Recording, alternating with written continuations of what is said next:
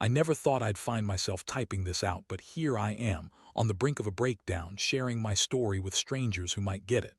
My name is Mike, and I used to think I had a solid marriage.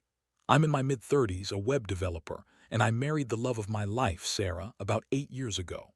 At least, I thought she was the love of my life. The signs were there, I guess, but I was too busy with work and life to notice. Sarah always had a way of charming those around her. Her laughter was infectious, and she was always the life of the party. I fell in love with her vibrant spirit, but that same spirit turned into a beacon for trouble. I started noticing subtle changes in her behavior. She'd come home late from work, claiming she was meeting clients. I believed her, of course. I trusted her implicitly, but in hindsight, that trust was my blind spot. The first red flag should have been the late-night phone calls. I remember one evening, I was watching TV when she stepped out on the balcony to take a call. She was giggling like a schoolgirl, which made me feel uneasy. I chalked it up to her being friendly, but as weeks passed, those late-night calls became a pattern. I also noticed her texting more frequently, and at times, she'd get defensive if I asked who she was chatting with. But it all came crashing down one fateful Friday. I was working from home, trying to meet a deadline, when I accidentally stumbled upon an email notification that flashed on her laptop screen. It was a short message, and the moment I read the name Jason, my heart sank. Jason was one of her colleagues, someone I'd met a few times. The email was casual enough, but the tone felt too intimate for my liking. It wasn't just about work, it felt like there was something more. My gut twisted as I began to piece everything together. I couldn't focus on my work, and curiosity morphed into annoying anxiety. I decided to dig deeper. I knew it was wrong, but I couldn't help myself. I waited until she left for dinner with some friends and took a chance at her laptop, hoping I wouldn't regret it. I knew her passwords by heart, so logging in was easy. As I opened her email, my heart raced. What I found was beyond what I could have imagined. The emails were filled with flirty banter, innuendos, and plans to meet up, plans that didn't involve me. Each line felt like a dagger. The laughter I had once loved became haunting. I felt sick. I didn't want to believe it, but the evidence was undeniable. Sarah was cheating on me. When she walked through the door that night, I was waiting for her. The air felt thick with tension, and I could hardly breathe. I confronted her, my voice shaky but determined. "Are you cheating on me?" I asked, direct and unyielding. Her initial shock quickly morphed into a defensive stance. "What are you talking about?" she snapped, her face turning red. "You're being ridiculous. You have no right to accuse me." But I wasn't going to back down. I laid everything out, the emails, the late nights, the changes in her behavior. I watched as the defiance in her eyes faltered, replaced by a mix of anger and lies. "It's not what you think. It's just work-related. You're overreacting," she exclaimed, but the desperation in her voice was palpable. I felt a whirlwind of emotions: anger, betrayal, sadness. It was as if my whole world had been ripped from under me. I thought about all the moments we had shared, the dreams we built together, and how quickly it all unraveled. This was the moment I realized I was standing at a crossroads. I had always thought of love as unwavering, but now I saw how fragile it truly was. I wasn't just heartbroken, I was furious. I had to decide how to navigate this new reality. Part of me wanted to scream, to rail against the injustice of it all. But another part wondered if there was a way to regain control over my life. As I sat in the silence of our living room, the weight of the world on my shoulders, I knew I couldn't let this go without a plan. I wasn't the kind of guy who would just take this lying down. I had to figure out a way to regain my power, and that meant thinking strategically about my next steps. This was only the beginning of a long journey, and I needed to gather my thoughts and emotions to chart a course forward. After all, the last thing I wanted was to remain the victim of this betrayal. I was ready to turn the tables, and this time I would be the one calling the shots. The days that followed the confrontation were a blur of confusion and anger. I felt like I was walking through a fog, unable to see clearly. Sarah and I were living in the same house, but it felt more like a battleground than a home. I'd catch her sneaking glances at me, and I could sense the tension in the air. She tried to initiate conversations, but I wasn't ready to talk. How could we discuss anything while the weight of her betrayal hung between us like a thick curtain? I spent a lot of time at work, pouring myself into my projects just to escape the reality waiting for me at home. I needed to plan my next steps carefully. It was clear that confronting Sarah had merely scratched the surface of our issues. I couldn't just let her off the hook with half-hearted apologies and excuses. If this was a chess game, I had to think several moves ahead. I decided the best course of action was to gather solid evidence before making any rash decisions. I couldn't act purely on a hunch or a gut feeling. I needed proof that would stand on its own. If I was going to confront her again, I wanted to do it with the kind of undeniable evidence that would make her squirm. So, while she was out pretending to work late, I took it upon myself to dig deeper. I began by checking her phone whenever she left it unattended, which, I'll admit, felt sneaky and wrong, but I was desperate for answers. One evening, while she was in the shower, I seized the opportunity. I went through her texts and social media, and my heart raced with every swipe and scroll. The messages between her and Jason were worse than I had anticipated. They were planning outings, dinner dates, and weekend trips, all while I was left in the dark. I was sickened. I took screenshots of everything. I knew these would come in handy later. This wasn't just about my heart, it was about my dignity. I wouldn't let her manipulate me into feeling like I was overreacting. Sarah returned to the living room, her hair still damp and a towel wrapped around her.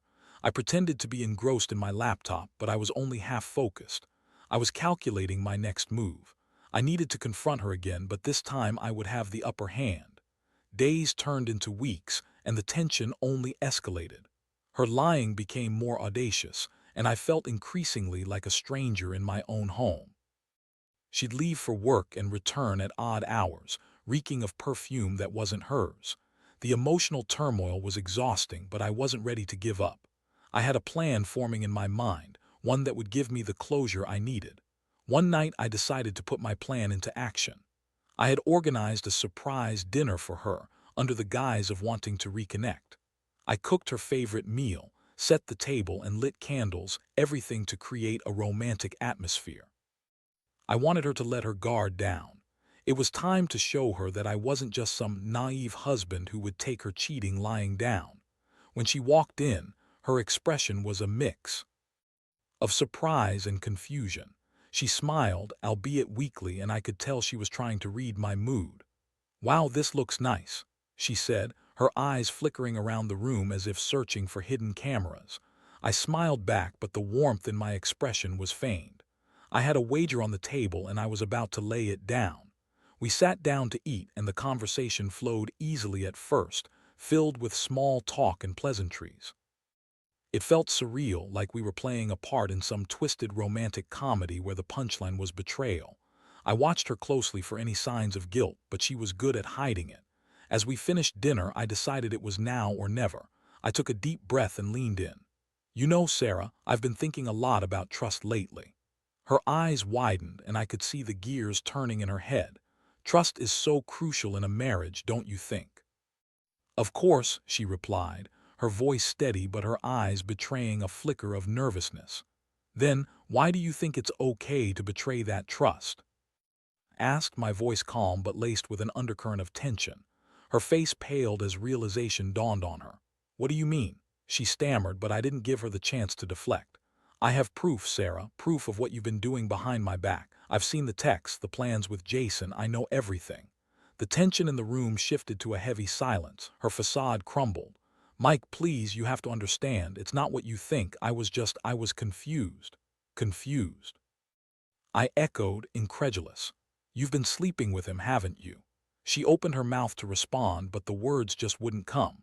The kitchen felt like a pressure cooker, and I was ready to unleash the steam. It was clear to me then, this wasn't just about the infidelity. It was about the lies, the manipulation, and the utter disrespect she'd shown not just to me but to our marriage. I was done playing the victim. As I stood there, adrenaline pumping through my veins, I could feel the tide turning. I wasn't just going to confront her.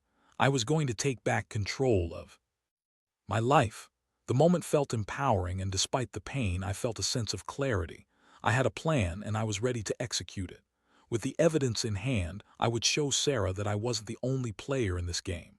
I had the upper hand now, and I was going to use it, not just for revenge, but to reclaim my dignity. I wasn't just going to roll over and accept her betrayal. I was going to fight back in a way that would make her regret every moment she spent lying to me. After that explosive confrontation, I felt a strange mix of liberation and sorrow. I had finally confronted Sarah about her infidelity, and while it was painful, it was also empowering. I didn't have to be the victim anymore. But the real challenge lay ahead. I needed to decide how to use the evidence I had gathered and how to make my next move count. The next morning, I woke up with a clarity I hadn't felt in weeks. I knew Sarah was still asleep, and part of me wanted to wake her up and continue the discussion, but I resisted. I didn't want to give her the chance to spin her story or manipulate the narrative. I needed to stay composed and focused on my plan. I spent the morning outlining my options. I had screenshots of her texts, details of their meetings, and even a few photos I'd taken of her on those late nights when she thought she was being sneaky. I felt like a detective piecing together a case. But now this wasn't just about revenge. It was about taking back the life I had built with her.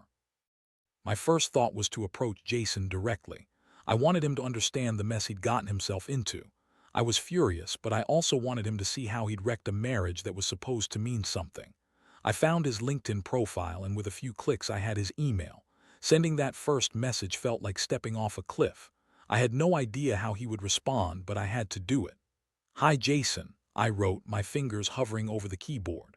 "I'm Mike, Sarah's husband. I think we need to have a conversation." I hit send and felt a rush of adrenaline. Would he try to deny it? Would he act like he had no idea? Whatever his response, I was ready for the fallout. The rest of the day passed in a haze of anticipation. I went through the motions of work, but my mind was consumed with thoughts of what might happen next. I was also preparing for the inevitable confrontation with Sarah again. I knew she'd try to twist the truth, but this time I had the upper hand. When I returned home that evening, Sarah was already there, pacing like a caged animal. The tension in the air was palpable. We exchanged a few awkward glances, but neither of us spoke. I could see the guilt written all over her face, and it fueled my resolve. Finally, I broke the silence. "We need to talk," I said, my voice steady. I reached out to Jason.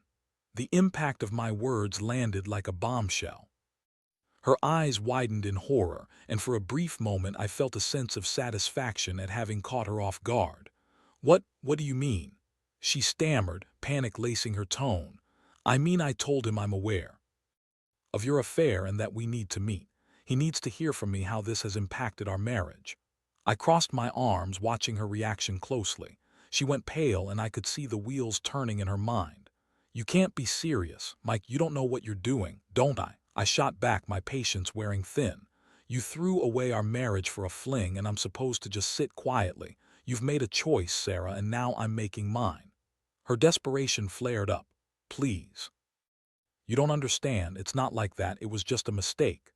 "A mistake?" I echoed, incredulous. "A mistake is forgetting to buy groceries. You've been actively cheating on me. This isn't just some little thing you can wave away." She looked as if she wanted to pinch her eyes shut and pretend this wasn't happening. "I didn't mean for it to happen. You've been so distant. I thought we were losing each other.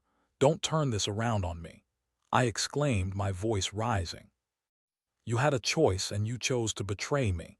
You didn't even try to talk to me about how you felt. You just jumped into bed with someone else." The reality of our conversation hit me hard. This wasn't just about infidelity. It was about the trust we had built, the love we had shared, and the future that was now hanging by a thread. I could feel my heart breaking all over again, but I wouldn't allow it to make me weak. I was determined to stay strong. As we argued, I realized something important. I had to be prepared for any outcome. Perhaps Sarah would beg for forgiveness, or maybe she would double down and try to justify her actions. Either way, I needed to stick to my plan to show her that I was not the man she could manipulate anymore. Just as I was about to continue, my phone buzzed. It was an email notification. It was from Jason. I quickly glanced at the message, and my heart raced again. He wanted to meet. "Looks like I'll be seeing Jason soon," I said, trying to keep my tone calm despite the storm inside me. "You can't do this," Sarah protested, her voice rising in pitch. "You don't know what he's capable of." "Neither do you," I shot back, feeling a rush of defiance. "But I'm done being the victim. This isn't just about you. This is about me taking control of my life back. I deserve that much." The room felt charged with tension, and I could see Sarah's mind racing. She was cornered, and I knew she would try to fight her way out of this. I had to remain strong. We spent the rest of the evening in a tense silence, avoiding eye contact. I felt a sense of satisfaction knowing that I was finally taking action, but I also felt the weight of uncertainty. I didn't know how the meeting with Jason would go or what it would mean for my future with Sarah. That night, as I lay in bed, I stared at the ceiling, contemplating the choices ahead. I couldn't ignore the emotional turmoil that was still there, but I felt a new resolve building within me. I was ready to face whatever came next, and I wouldn't back down. I would fight for my dignity, my self-respect, and my future. The time for weakness was over. I was reclaiming my life one step at a time. The following day felt surreal. I spent the morning revisiting my strategy, trying to anticipate how the meeting with Jason would unfold. I had no idea how he would react when faced with the truth. Would he deny everything? Would he try to downplay the situation? Regardless, I was committed to confronting him with all the evidence I had gathered. I wasn't just doing this for me. I was doing it for our marriage, for the chance to either rebuild or finally close this chapter. When I arrived at the coffee shop we agreed to meet at, I felt a mixture of dread and determination. The place buzzed with activity, but all I could focus on was the looming confrontation. I walked up to the counter and ordered a black coffee, my heart racing with every tick of the clock. As I waited, my mind flashed back to the moment Sarah and I had shared before everything fell apart. Finally, I spotted Jason walking through the door. He looked relaxed and self-assured, completely unaware of the storm brewing in the air. He wore a casual smile as he approached, and for a moment I almost felt a twinge of guilt. After all, this was a man who had crossed lines without a second thought. But that feeling quickly faded as I reminded myself why I was there. "Mike," he greeted, extending a hand. I shook it, feeling the warmth of his grip juxtaposed against the cold reality of our situation. "Jason, thanks for meeting with me," I replied, trying to keep my voice steady. "I think we need to talk about Sarah." His smile faltered slightly. "Yeah, about that. Look, I think there's been a misunderstanding." I cut him off, raising my hand. "No, Jason, there's no misunderstanding. I have proof of your affair. I've seen the texts, the plans you two made. You've been lying to me while pretending to be a friend." His face drained of color, and I could see the panic begin to seep through his composure. Okay, let's just calm down and talk this through," he said, his voice losing its confidence. "Talk this through," I echoed incredulously. "What's there to talk about? You've been sleeping with my wife. You've disrespected not just our marriage, but me as a person." The barista called out orders, and the noise around us faded into a dull background. Jason shifted in his seat, clearly uncomfortable. "I didn't mean for it to happen, Mike. It just happened." "Is that your excuse?" I shot back. "You thought it was okay to betray your colleague's trust because you were just confused. That's weak." He rubbed the back of his neck, trying to regain some semblance of control. "Look, I care about Sarah, but I didn't know it would escalate like this. It was supposed to be a fling, nothing serious." "Nothing serious," I sneered. "You both clearly made plans to meet up, to go out together. That's more than just a fling. You had no regard for my feelings or for the vows Sarah and I took. You're just as much to blame for this as she is." Jason fidgeted, glancing around as if seeking an escape route. "I didn't want to hurt you. I thought she was unhappy in her marriage. We were just trying to have fun." "Fun?" I spat. "You think destroying a family is fun? You think sneaking around lying to both of us is harmless? You're a coward for hiding behind the fun excuse." His eyes widened, and I could see the shame washing over him. "I never wanted this to happen. I really didn't mean to hurt anyone," he stammered. At that moment I felt a rush of clarity. I was no longer just a bystander in my own life. I was calling the shots, and the power was shifting. "You need to understand what you've done." This isn't just about your feelings or Sarah's, it's about trust, integrity, and respect. You've shattered that trust. I leaned in closer, my tone low and firm. I want you to know that if this doesn't end with you too, I won't hesitate to expose everything. I'll make sure everyone knows what you've done. This isn't just a personal matter, it's a professional one as well. You'll be held accountable. Jason gulped, the color draining from his face. You wouldn't, he breathed, a hint of fear creeping into his voice. Oh, I would. I'll make sure your employer knows about your betrayal. You think this is just going to disappear. I won't let you off. The hook. The tension hung heavy in the air and the gravity of the situation settled in.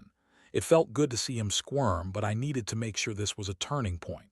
This wasn't just about revenge. It was about reclaiming my life and restoring my dignity. After several more tense exchanges, Jason finally relented. Okay, I'll end it with Sarah, I promise. Please, just let's keep this between us. I don't want my career to be ruined over this. I nodded, feeling a sense of victory wash over me. Good. You need to understand the gravity of your actions moving forward. I want to hear from you that it's done, and I want you to respect my boundaries. If I find out you're still in contact, all bets are off. As we finished our conversation, I felt a weight lift off my shoulders. I was no longer the passive partner sitting back and accepting the betrayal. I had made my stance clear, and now it was time to confront Sarah again, armed with the knowledge that Jason would no longer be a threat to our marriage. When I returned home, I found Sarah sitting on the couch, her eyes red-rimmed and puffy from tears. It was clear she had been stewing in her guilt. I took a deep breath, my emotions swirling within me, but I knew I had to be strong. I wasn't about to let her see how much this was affecting me. Did you meet with him? She asked, her voice trembling. Yes, I did, I replied, crossing my arms, and I made it very clear how serious this is. Her face contorted with a mix of fear and anger. What did you say? I told him that if he didn't end things with you immediately, I would expose everything. I won't let you both continue this charade, I stated, my voice firm. Her eyes widened, and for a moment I saw the panic flicker across her face. You can't do that. You have no idea what this could mean for us. I stepped closer, my resolve unwavering. You had your chance, Sarah. You made your choices, and now I'm making mine. I'm not willing to go down without a fight. Her facade began to crack, and for the first time I could see vulnerability in her eyes. Mike, please, I know I messed up. I know I've hurt you, but it was a mistake. You have to believe me. I don't know if I can believe you anymore, I said, feeling a lump rise in my throat. You did this. You chose to betray me. As she broke down in tears, I felt a mixture of sympathy and anger. I was conflicted. Part of me wanted to comfort her, to tell her that we could work through this, but the other part of me screamed that I had to protect myself first. I need time, I said, my voice softer now. Time to think about what I want moving forward. I can't just flip a switch and pretend everything is fine. Sarah nodded, her face stained with tears but her expression shifting to one of resignation. I'll give you space, but please don't give up on us. I love you, Mike. Those words hung heavy in the air. Love can be a double-edged sword, and I wasn't sure how I felt at that moment. Could love survive betrayal, or had she crossed a line that was impossible to return from? As I walked away, I felt an urgent need to reflect on everything that had transpired. I had taken control of my situation, but the journey ahead would be far from easy. I needed to figure out what I truly wanted, not just for myself, but for the future of our marriage. It was time to face the reality of our shattered relationship and decide if I could ever truly trust her again. The days following my confrontations with Jason and Sarah were a whirlwind of emotions. I had taken significant steps toward reclaiming my life and my dignity, but now the hard part began, deciding whether to try to salvage my marriage or let it go. The tension in the house was palpable, and every interaction with Sarah felt like walking on eggshells. I spent most of my time at work, diving into projects to keep my mind occupied.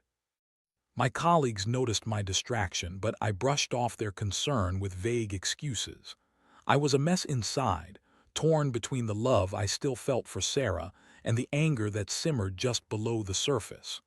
One evening, after another day filled with turmoil, I came home to find Sarah sitting at the dining table, her head in her hands. She looked up as I walked in, her eyes red and puffy. I felt a twinge of sympathy, but it was quickly overshadowed by the bitterness of betrayal. "Mike," she began, her voice trembling. "I know I've hurt you and I can't express how sorry I am. I've been doing a lot of thinking and I want to show you that I can change." "Change?" I echoed, incredulous. "You think it's that simple? You think you can just say you're sorry and everything will magically go back to normal?" "I know it's not that simple, but I want to work on this. I love you and I want to fight for our marriage. I'll do whatever it takes," she pleaded, her voice desperate. I took a deep breath, trying to process her words.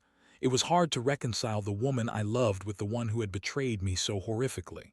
"It's not just about love, Sarah. It's about trust. You shattered that and it doesn't just heal overnight." "I understand," she said, tears streaming down her face. "I'm willing to go to counseling, to do whatever it takes to rebuild that trust. I don't want to lose you." I could see the sincerity in her eyes, but I was still hesitant. It felt like she was trying to manipulate me into feeling sorry for her. I couldn't let her off the hook that easily. "Counseling is a start, but it's not the only thing. Trust is earned, not given back through promises. You need to show me through your actions that you're committed to changing." Sarah nodded vigorously, her eyes pleading. "I promise you I will. I'll cut all ties with Jason. I'll do whatever you want." "Cutting ties is just the beginning," I said, my voice steady. "I need to see you actually putting in the effort to make this work. I can't be the only one fighting for our marriage." "I will," she vowed, her voice firming up. "I'll prove it to you every day." As I listened to her speak, I felt a mix of hope and skepticism. Could we really rebuild what was lost? Did love have the power to overcome such a deep betrayal? We decided to start seeing a marriage counselor together. I knew it was a step in the right direction, but I was cautious. I needed to gauge her commitment and sincerity. The first session was awkward. We sat across from each other, the therapist guiding us through the initial discussions. Sarah opened up about her feelings of loneliness and neglect in our marriage, and while I understood her perspective, it felt like she was using it as a shield to deflect responsibility for her actions. "You were always so busy with work," she said, her voice trembling. "I felt like I was in this marriage alone.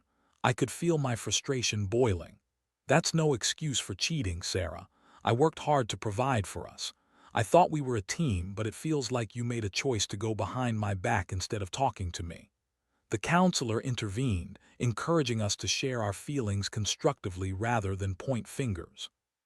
It was a long session, and by the end, I left feeling emotionally drained, yet a bit optimistic. There was a flicker of hope that maybe we could rebuild our connection, but I knew it would take time and effort from both of us. As the weeks went by, we continued to see the counselor, and slowly I began to see some changes in Sarah. She was making an effort to communicate more openly and took on more responsibilities around the house. I appreciated her attempts, but the shadow of her betrayal still loomed over us. Each time she picked up her phone, I felt a twinge of anxiety. Would she still be in contact with Jason? Was she truly committed to making things work? One evening, after a particularly intense counseling session, I returned home to find Sarah looking anxious. "Mike, can we talk?" she asked, her voice shaky. "Sure," I replied, bracing myself for whatever was coming. "I've been thinking a lot about everything, and I realize that I need to be completely honest with you," she said, her eyes darting away from mine. "What do you mean?"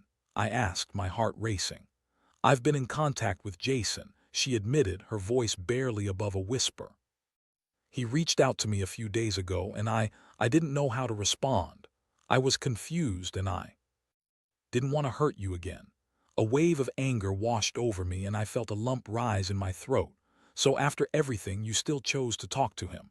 "I didn't tell you because I was afraid of how you would react," she said, tears streaming down her cheeks. "I swear it was just a message. I told him it was over and I blocked him. I want to focus on us, but I didn't want to lie to you about it."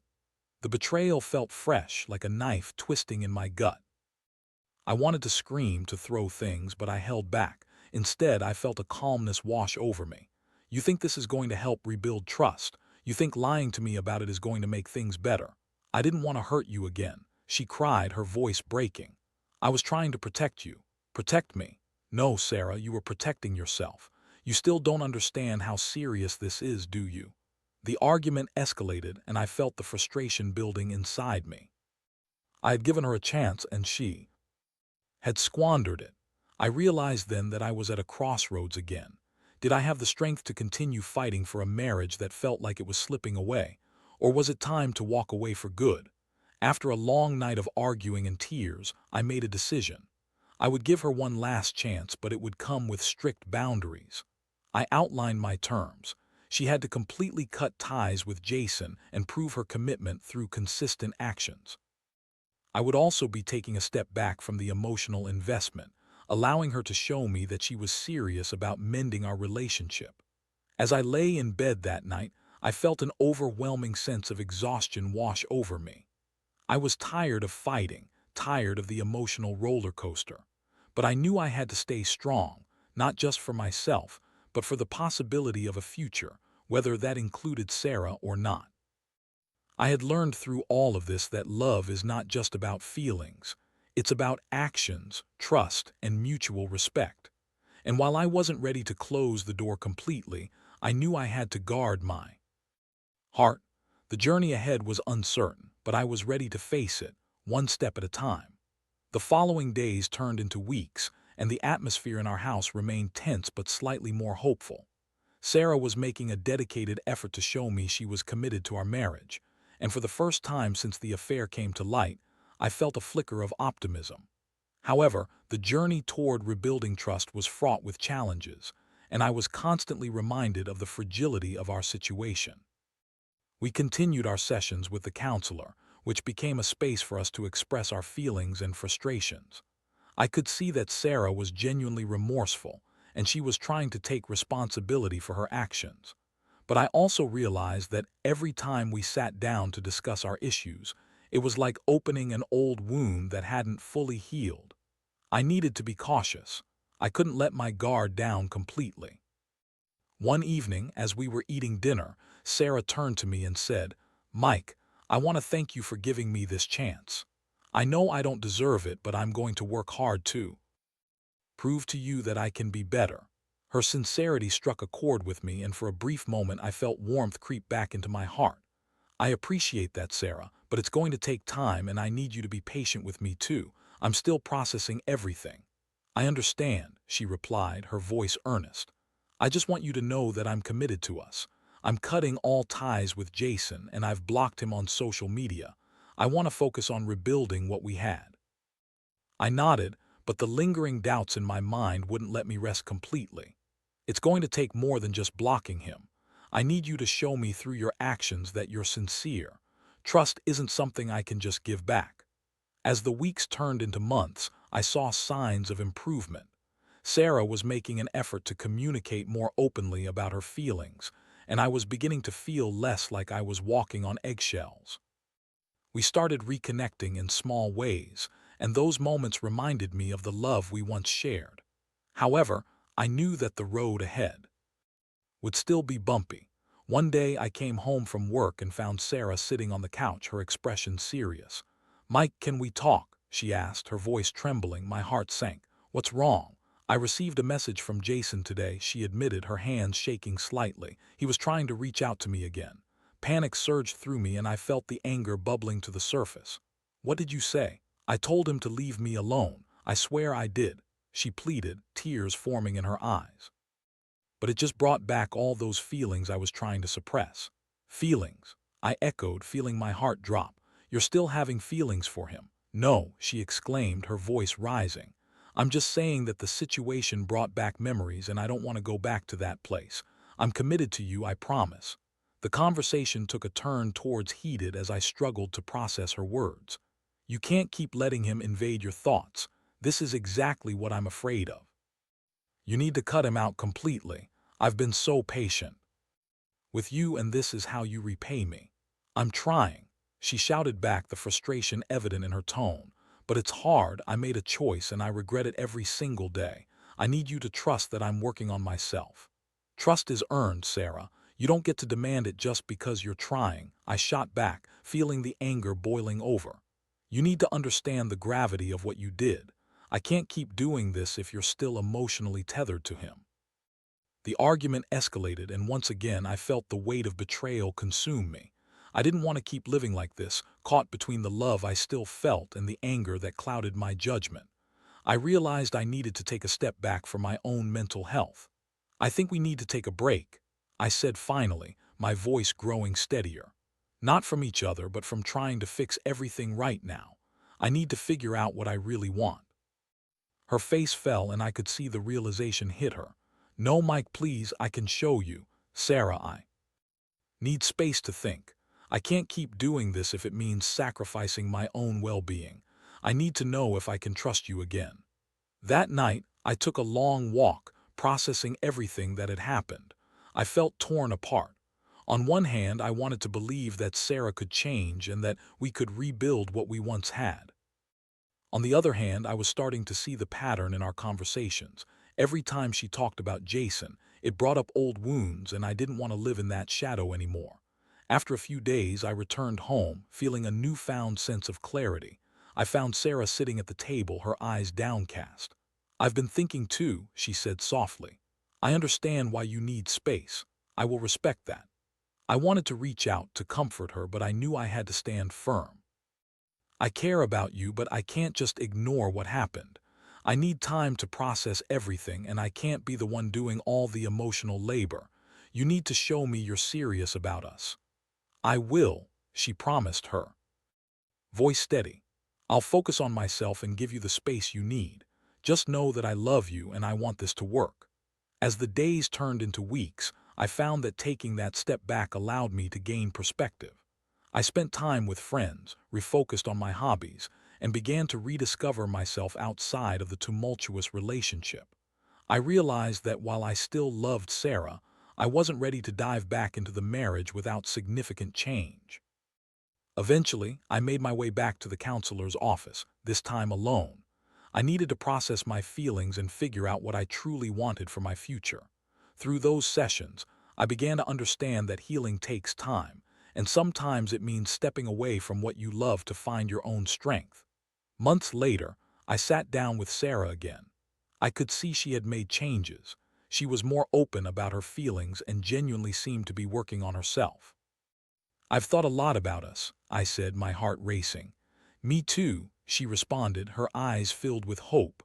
"Rebuilding trust will take time and effort from both of us. I want to try again, but it has to be on a foundation of honesty and communication. I can't keep living with the fear of betrayal hanging over my head." "I understand," she said, her expression earnest. "I'll do whatever it takes to prove to you that I'm committed. I've learned so much through this process, and I want to make it right." As we continued talking, I felt a cautious optimism beginning to bloom. We had a long road ahead of us, but I realized that love could endure even the toughest trials if both partners were willing to put in the work. In that moment, I felt like we were taking the first steps toward healing, not just together but individually. I was ready to embrace the future, no matter where it might lead us, and to learn from the journey that had brought us to this point. Trust is fragile, but it can be rebuilt, and this time I was committed to protecting it fiercely.